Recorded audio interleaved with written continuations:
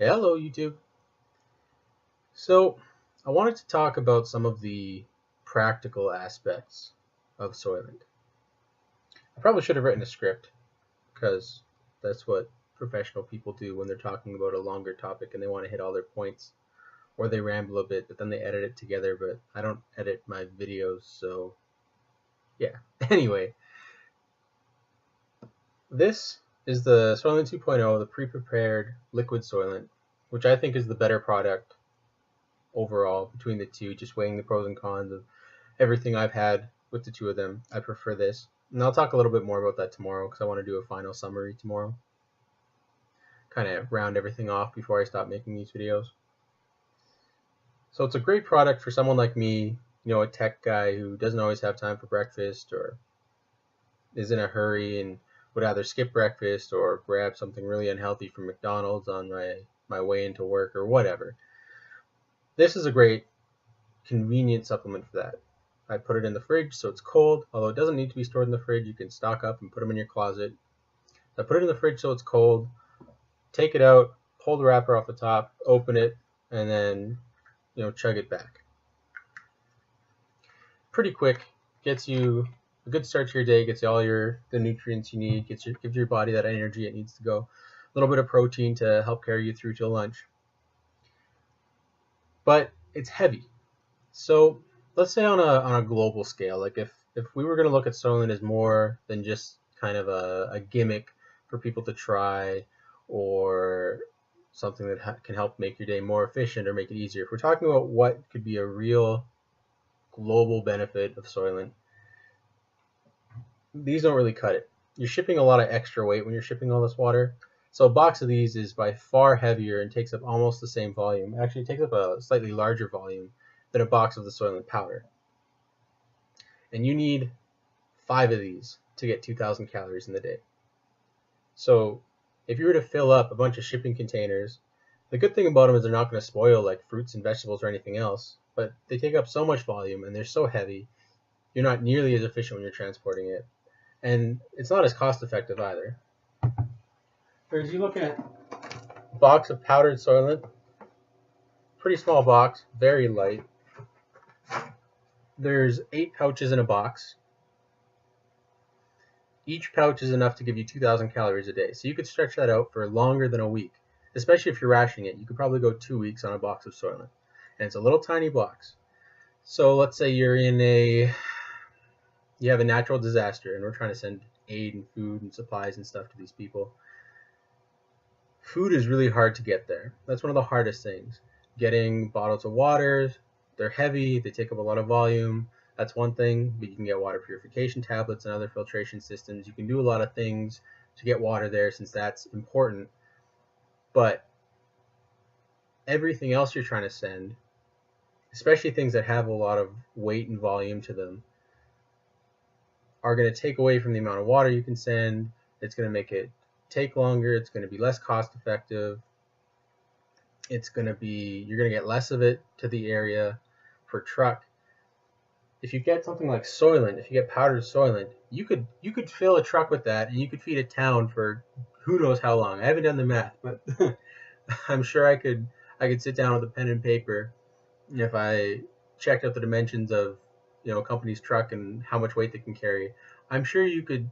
Soylent is by far the most efficient thing to ship to people when you want to get them something to eat, when you want them to have full bellies and proper nutrients, which also extends not just into disaster relief, but if we're talking about, it's another form of disaster, but famine in countries that don't have contingencies in place. If we're looking at trying to get food to countries that are starving, underprivileged countries, countries that rely basically on a good growing season to make sure that everyone gets fed properly.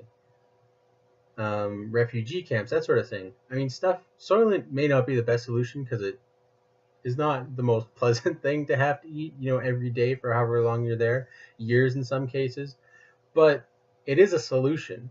And with a better formula, with a better flavor, with some variety maybe, it's still going to be the most efficient option to get these people fed. And it's very cost effective too.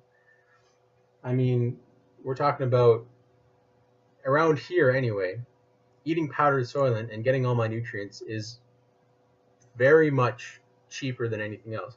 Yes, I can survive for less money if I'm getting a lot of really cheap, high calorie meals, high protein meals. I can eat cheaper, but I'm not getting everything I need. Whereas with Soylent, I'm getting all the vitamins and minerals I need, in addition to all the macronutrients, your protein and your carbohydrates and stuff like that. So it just is a better alternative to a lot of what we could get to people for the same kind of price. And we can get it to people because it lasts forever. The shelf life is roughly a year, I think. This box I have here expires in October, but obviously I'm not necessarily getting the newest stock. So we have time to distribute this to people. We can distribute it in bulk and then have it stored wherever it's needed, ready to go. So I think there's a lot of practical aspects that we should consider when we're thinking about stuff like this. Like, we like to joke about it being the food of the future and the future tasting bland and stuff like that. And we like to do it as a challenge. Like, oh, I can just eat Soylent for a month, or I can eat Soylent for a week. Or people trying to test if it's a viable, healthy alternative to your regular daily meals, trying to be more efficient, trying to save time. But those are very centric around privileged society. And when we're talking about people in privileged countries who are underprivileged, this is a cheaper meal alternative for them, where they can get all their nutrients. Their kids can get all the nutrients they need that they may not be getting otherwise. When we're talking about disaster relief, when we're talking about countries with famine, these are all areas where I think Soylent could excel. And I know I saw a interview with the creator of Soylent, and he was talking about something like that, that one day his dream would be to have Soylent, coming out of a tap, just like water. So not only would people be guaranteed access to clean drinking water, but they'd be guaranteed access to basic sustenance, which I think I'm not totally on board with that idea. I don't think it's exactly feasible or realistic, but I do get the spirit of that idea. And I know I've kind of been parroting myself here, but it is a really good solution to give people their basic sustenance. And not even just basic sustenance, but good sustenance. You're getting everything you need. The people who have been on it for a long time haven't had any adverse effects. Far less adverse effects, at any rate, than people who are malnourished. So I'm going to kind of wrap it up with that. I don't know how long this video is. I know I've been kind of talking in circles a little bit, but this is something that before I started the challenge, I was really thinking hard about it.